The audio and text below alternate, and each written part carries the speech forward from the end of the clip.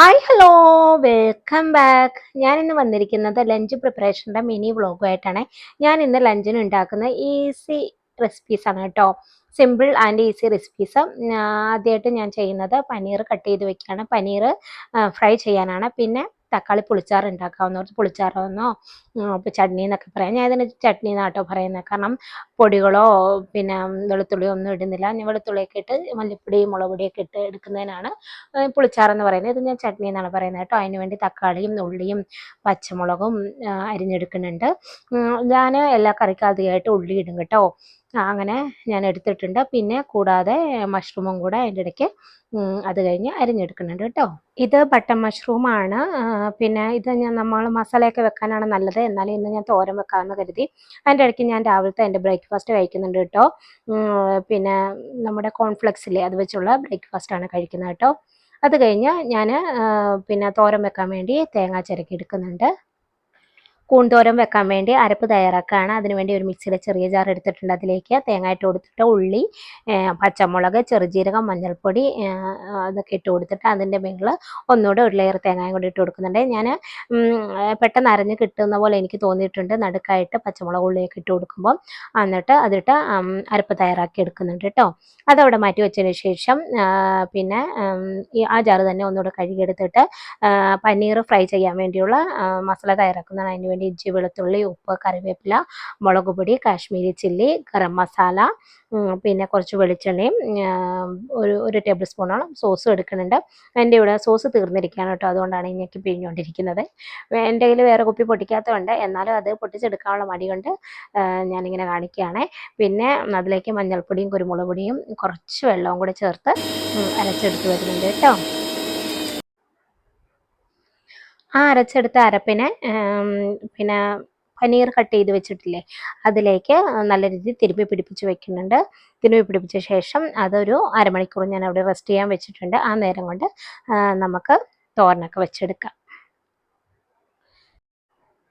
തോരൻ വെക്കാൻ വേണ്ടി നോക്കിയപ്പോഴാണ് വെളിച്ചെണ്ണ തീർന്നിരിക്കുന്നത്. അപ്പോൾ കുപ്പിയിലേക്ക് ഞാൻ വെളിച്ചെണ്ണയും കൂടെ ഊറ്റി കൊടുക്കുന്നുണ്ട്. അത് കഴിഞ്ഞ് ഒരു ചട്ടി അടുപ്പത്ത് വെച്ച് വെളിച്ചെണ്ണ ഊറ്റി കടുകിട്ട് അതും പൊട്ടി വരുമ്പോഴത്തേക്ക് അതിലേക്ക് കറിവേപ്പിലയും കൂടി ഇട്ട് പിന്നെ അത് നന്നായി മൂത്ത് വരുമ്പോഴത്തേക്ക് അതിലേക്ക് നമ്മൾ ഈ അരപ്പില്ല അരച്ച് വെച്ചേക്കുന്ന അരപ്പിട്ട് കൊടുക്കുന്നുണ്ട്. അതിൻ്റെ കൂടെ ആവശ്യത്തിന് ഉപ്പും കൂടെ ചേർത്ത് അരപ്പൊന്ന് പച്ചമണം മാറുവോളം ഒന്ന് മൂപ്പിച്ചെടുക്കുന്നുണ്ട്. എന്നിട്ട് അതിലേക്ക് ഈ കൂണും കൂടി ഇട്ട് നല്ല രീതിയിൽ ഇളക്കി തട്ടിപ്പൊത്തി വെക്കുന്നുണ്ട്. തട്ടിപ്പൊത്തി പെട്ടെന്ന് തന്നെ കൂണ് വെന്ത് കിട്ടുമല്ലോ, അധികം വേവൊന്നുമില്ലല്ലോ. ഒരാവി കയറുമ്പോൾ തന്നെ അത് വെന്ത് കിട്ടും. അതിനെ അവിടെ തട്ടിപ്പൊത്തി വെച്ചിട്ടുണ്ട്. അത് കഴിഞ്ഞ് ഞാൻ പനീർ ഫ്രൈ ചെയ്യാൻ പോവുകയാണ്. ഞാനിവിടെ എയർ ഫ്രൈ ആണ് കേട്ടോ ചെയ്യുന്നത്. അതിനുവേണ്ടി അതിൻ്റെ പൊട്ടിലേക്ക് കുറച്ച് ഓയിൽ ബ്രഷ് ചെയ്ത് കൊടുക്കുന്നുണ്ട്. ഞാനിവിടെ വെളിച്ചെണ്ണയാണ് കേട്ടോ എടുക്കുന്നത്. എന്നിട്ട് പനീറിനെ വെച്ച് കൊടുത്തിട്ടുണ്ട്. അത് കഴിഞ്ഞ് ഒന്നുകൂടെ അതിൻ്റെ പുറത്തേക്ക് ഓയിൽ ബ്രഷ് ചെയ്ത് കൊടുത്തിട്ട് ഞാൻ 160 to 150 ഡിഗ്രിയുടെ ഇടയ്ക്കാണ് വെക്കുന്നത്. ഒരു 10-15 മിനിറ്റോളം വെച്ച് കൊടുത്തിട്ടുണ്ട്. അത് അവിടെ വെച്ച് കൊടുത്തതിന് ശേഷം വന്ന് നോക്കിയപ്പോഴത്തേക്ക് നമ്മുടെ കൂൺതോരൻ റെഡി ആയിട്ടുണ്ട് കേട്ടോ. എളുപ്പം തന്നെ കൂൺതോരൻ റെഡി ആവുമല്ലോ.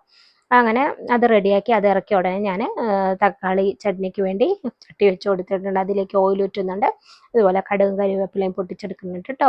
എന്നിട്ട് അതിലേക്ക് ഉള്ളി, തക്കാളിയും പച്ചമുളകും കൂടി ഇട്ട് വഴറ്റിയെടുക്കുന്നുണ്ട്. ഞാൻ ഒരു 2 പച്ചമുളക് ഇട്ട് കൊടുത്തിട്ടുള്ളൂ കേട്ടോ. നിങ്ങളുടെ ആവശ്യത്തിന് പച്ചമുളക് ഇട്ട് കൊടുക്കുക. അത് വഴറ്റാൻ വെച്ചിട്ട് ആ നേരം കൊണ്ട് ഒന്ന് ഇടയ്ക്ക് എയർ ഫ്രൈ ചെയ്യാൻ വെച്ച പനീർ ഒന്ന് നോക്കുന്നുണ്ട്. അതൊന്ന് തിരിച്ചിട്ട് കൊടുത്ത് ഒന്നുകൂടെ ഓയിൽ ബ്രഷ് ചെയ്ത് കൊടുത്ത് വെച്ചിട്ട് വന്നു കേട്ടോ. അപ്പം തക്കാളിയോട് വഴഞ്ഞ നേരം കൊണ്ട് ഞാൻ കിച്ചണൊക്കെ ഒന്ന് ക്ലീൻ ചെയ്ത് കൊടുക്കുന്നുണ്ടേ.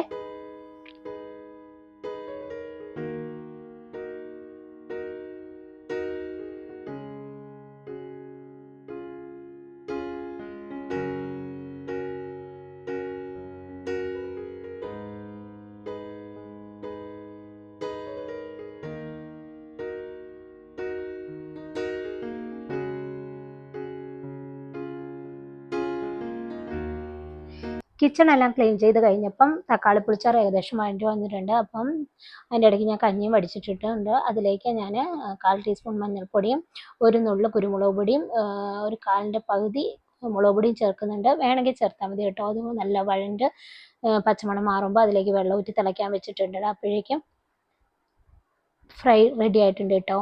നല്ല രീതിയിൽ ഡീപ്പ് ഫ്രൈ ആണ് ഞാൻ ചെയ്തെടുത്തേക്കുന്നത്. നിങ്ങൾക്ക് വേണമെങ്കിൽ നെയ്യിലോ ബട്ടറിലോ ഇഷ്ടമുള്ള ഇതിൽ ചെയ്തെടുക്കാം. നല്ല ക്രിസ്പി ആയിട്ട് കിട്ടിയിട്ടുണ്ട് കേട്ടോ. ഞാൻ ഈ എയർ ഫ്രയറിനെ കുറിച്ച് ഡീറ്റെയിൽഡ് വീഡിയോ എൻ്റെ ചാനലിൽ ഞാൻ അപ്ലോഡ് ചെയ്തിട്ടുണ്ട്. ഞാനിവിടെ ഐ കാർട്ടിൽ ഇട്ടേക്കാം. നിങ്ങൾക്ക് വേണമെങ്കിൽ ഒന്ന് ചെക്ക് ചെയ്ത് നോക്കുക കേട്ടോ. 15 മിനിറ്റ് ടൈമർ വെച്ചിട്ട് ഏകദേശം ഒരു 10 മിനിറ്റൊക്കെ അപ്പോഴേക്കും നമ്മുടെ തക്കാളി പുളിച്ചാറ് ഇവിടെ റെഡി ആയിട്ടുണ്ട്. അതിലേക്ക് ഞാൻ കുറച്ച് പച്ചവെളിച്ചെണ്ണ കറിവേപ്പില ഇട്ട് അതും ഇറക്കുന്നുണ്ട് കേട്ടോ. അത് കഴിഞ്ഞ് നമുക്ക് കുറച്ച് പാത്രങ്ങളൊക്കെ ഉണ്ടായിരുന്നു, അതൊക്കെ ഞങ്ങൾക്ക് പെട്ടെന്ന് തന്നെ കഴുകി വൃത്തിയാക്കുന്നുണ്ട്. അങ്ങനെ പെട്ടെന്ന് തന്നെ പാത്രമൊക്കെ കഴുകി കിച്ചൺ ക്ലീൻ ചെയ്ത് ഞാൻ കയറിയേ.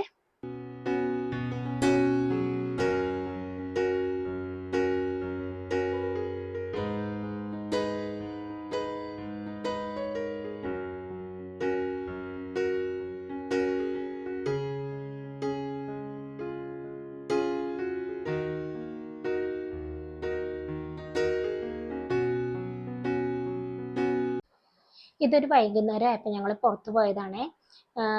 എനിക്ക് സ്വർണ്ണക്കട വരെ പോകേണ്ട ഒരു ആവശ്യം ഉണ്ടായിരുന്നു. എൻ്റെ പാദസരം പൊട്ടിയിട്ടുണ്ടായിരുന്നു, അതൊന്ന് മാറിയെടുക്കണമായിരുന്നു. അങ്ങനെ ഞങ്ങൾ സ്വർണ്ണക്കട വരെ പോയി പാദസരമൊക്കെ മാറിയെടുത്തു. എന്തൊരു വിലയല്ലേ സ്വർണ്ണത്തിന്, കൈതൊട്ടാൽ പൊള്ളും. പിന്നെ അത് ഞങ്ങൾ പെട്ടെന്ന് തന്നെ പർച്ചേസ് ചെയ്ത് അവിടെ നിന്ന് ഇറങ്ങി. പിന്നെ ഞങ്ങൾക്ക് കുറച്ച് സാധനങ്ങൾ വാങ്ങാനുണ്ടായിരുന്നു. നേരെ പോയത് സൂപ്പർ മാർക്കറ്റിലേക്കാണ്. വേറൊന്നുമല്ല, നമ്മുടെ കിച്ചണിലേക്ക് ആവശ്യമായ കുറച്ച് സാധനങ്ങൾ. അങ്ങനെ അവിടെ നിന്ന് ഞങ്ങൾ ചടപടാന്ന് പർച്ചേസ് ചെയ്തു കേട്ടോ. എൻ്റെ ഹസ്ബൻഡ് ആളിച്ചിരി ധൃതിയുടെ ആളാണ്.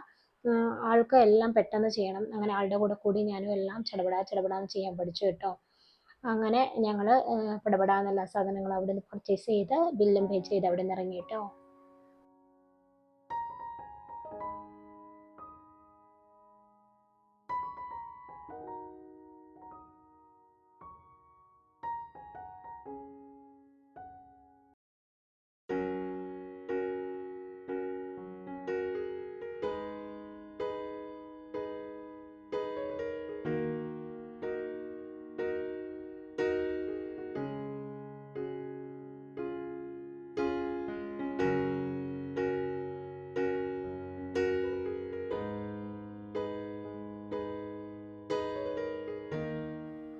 എനിക്ക് സൂപ്പർ മാർക്കറ്റിലായാലും ഏത് കടയിൽ ചെന്നാലും ഞാൻ കുൽഫി ഉണ്ടെങ്കിൽ അത് എടുക്കും കേട്ടോ.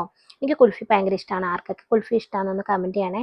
പക്ഷേ ഇപ്രാവശ്യം എനിക്ക് പാളി പിള്ളേരെ, ഞാൻ കുൽഫി ആണെന്നോർത്ത് ധൃതിക്ക് എടുത്താണ്. പക്ഷേ ഇത് ചോക്കോബാറായിരുന്നു. ചോക്കോബാറെങ്കിൽ ചോക്കോബാർ അതും കഴിച്ച് തൃപ്തി അടഞ്ഞ് ഞങ്ങൾ വീട്ടിലേക്ക് പോകണം കേട്ടോ. പിന്നെ ഇതൊക്കെയായിരുന്നു ഇന്നത്തെ വ്ളോഗ്. ഇന്നത്തെ വ്ളോഗ് നിങ്ങൾക്ക് ഇഷ്ടമായി തീർച്ചയായിട്ടും ലൈക്ക് ചെയ്യാനും ഷെയർ ചെയ്യാനും കമൻറ്റ് ചെയ്യാനും സബ്സ്ക്രൈബ് ചെയ്യാനും മറക്കല്ലേ. അപ്പോൾ മറ്റൊരു വീഡിയോ ആയിട്ട് കാണുമ്പോഴേക്കും ബായ്.